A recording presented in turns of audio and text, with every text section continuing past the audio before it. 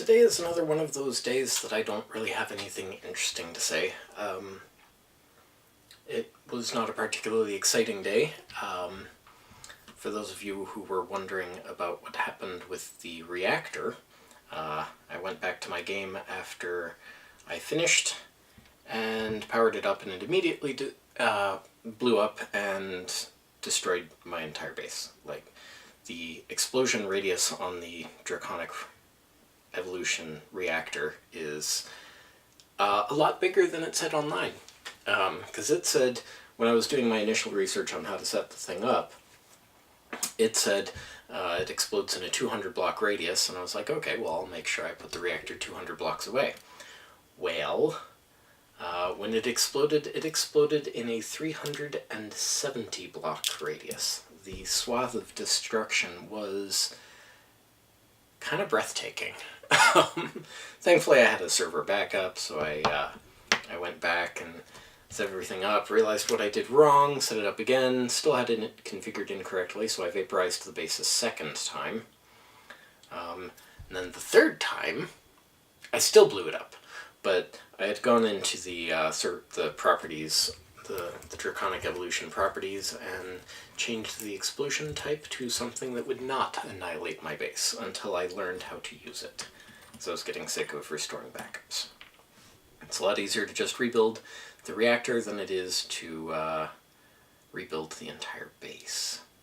I suppose I could have moved it further and further away, but still, then you have to deal with the tens and hundreds of thousands of blocks being destroyed. It was ridiculous.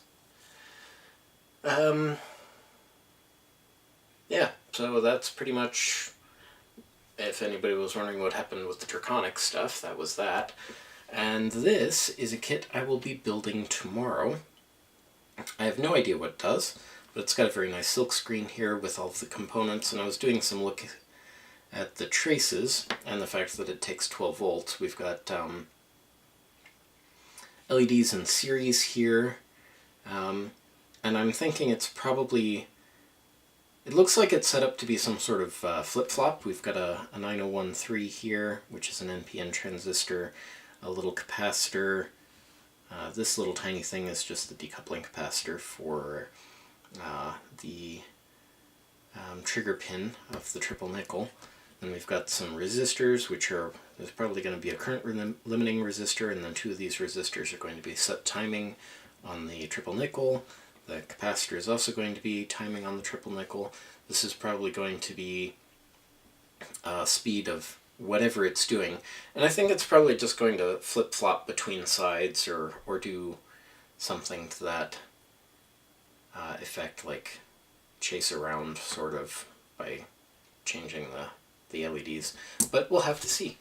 I didn't reverse engineer the whole circuit. There's quite a bit going on there. But yeah. So I'll be working on that tomorrow. Got some, I've got the vibrating D6 that I'll be starting to upload soon. Right, and I still have to do a full video where I test and play around with the multimeter, so I'll have to find my 5-volt reference chip. I forget which box that's in, but I'll figure it out.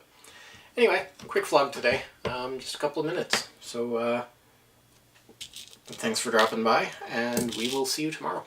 Bye-bye.